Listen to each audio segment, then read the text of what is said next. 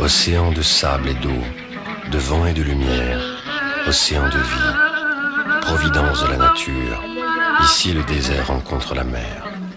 C'est le Sahel bleu, Mauritanie. Le monde s'accomplit ici, minéral, végétal, animal. La chaîne inéluctable s'égrène depuis la nuit des temps. C'est une immense marmite de vie, comme à l'aube du monde.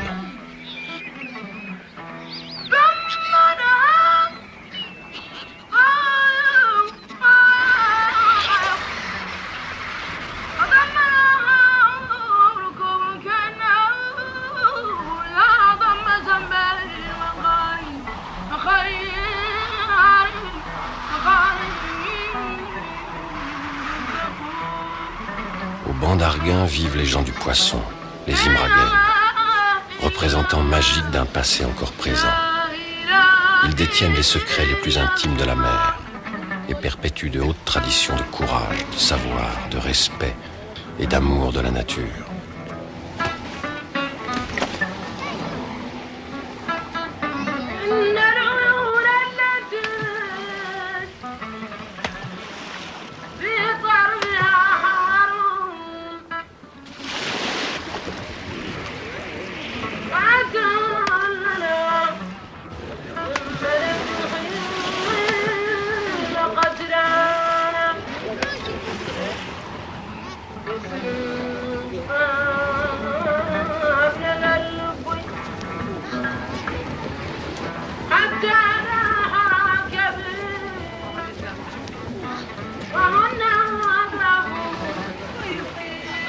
Eux seuls au monde savent faire participer les dauphins à leur pêche saisonnière au mulet jaune.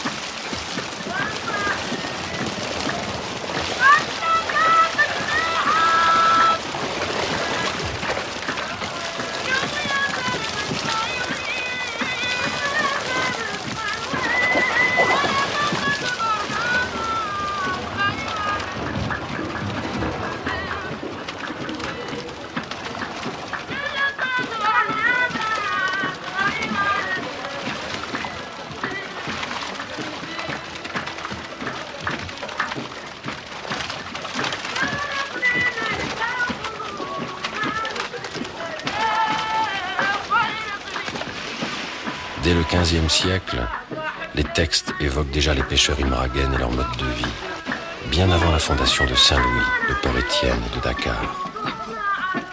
Leur histoire est jalonnée de guerres violentes. Leurs familles et leurs biens ont été radiés.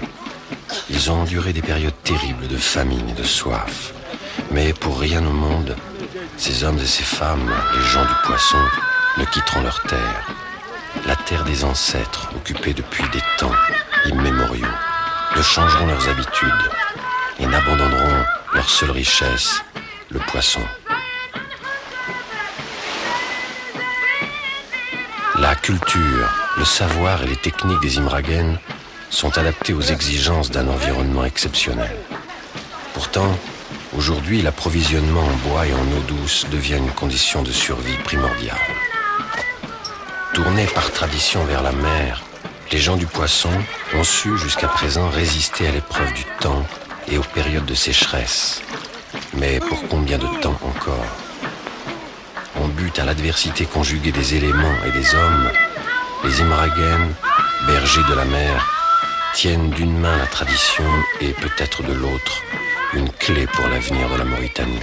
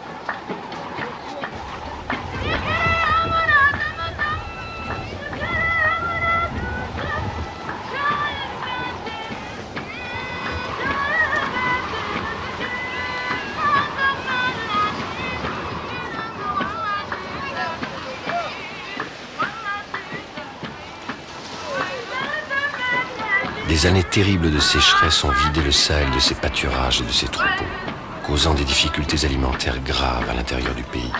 Nombreux sont ceux qui ont dû tout quitter, grossissant dangereusement la population des villes.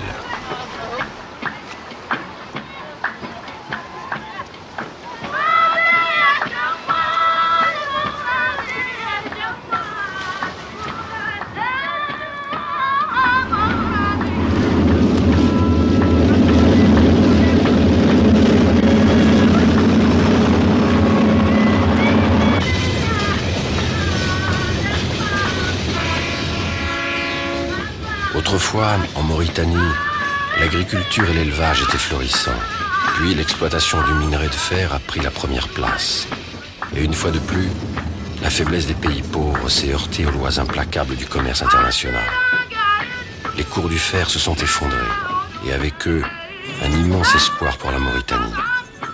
Les années de sécheresse, alliées à la spéculation internationale, ont fini de transformer le Sahel mauritanien en un océan de sable. Le minerai de fer, un des meilleurs du monde, qui fut longtemps fièrement revendiqué comme le poumon du pays, n'en était malheureusement que le poumon d'acier. Aujourd'hui, du fer à la mer, il n'y a qu'un pas. Encore faut-il savoir le franchir sans commettre d'erreur. Mauritanie, République islamique, 1500 km de côte, une zone d'exploitation exclusive, parmi les plus poissonneuses du globe. 600 000 tonnes de capture par an, des milliers d'emplois à portée de la main, et pourtant avec seulement 1,5 million d'habitants. Ce pays sahélien, grand comme 2 fois la France, a connu récemment des difficultés alimentaires graves. Toutes les nations se côtoient à Nouadhibou. C'est une Babel de la mer.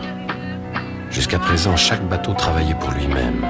Il pêchait puis rentrait dans son pays, cale pleine et conscience tranquille. Cette époque, qui n'est pas encore totalement révolue, touche à sa fin.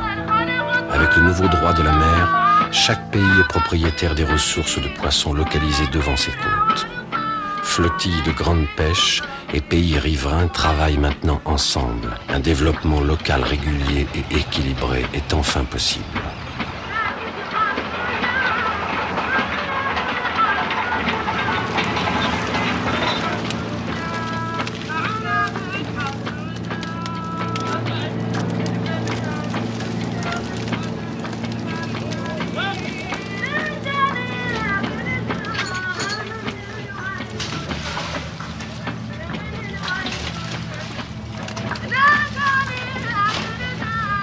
La dernière campagne, là, on a fait 3 mois et demi.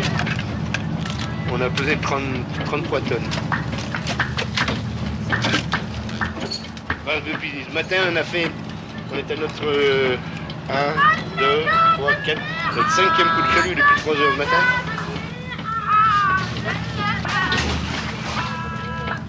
Quand on travaille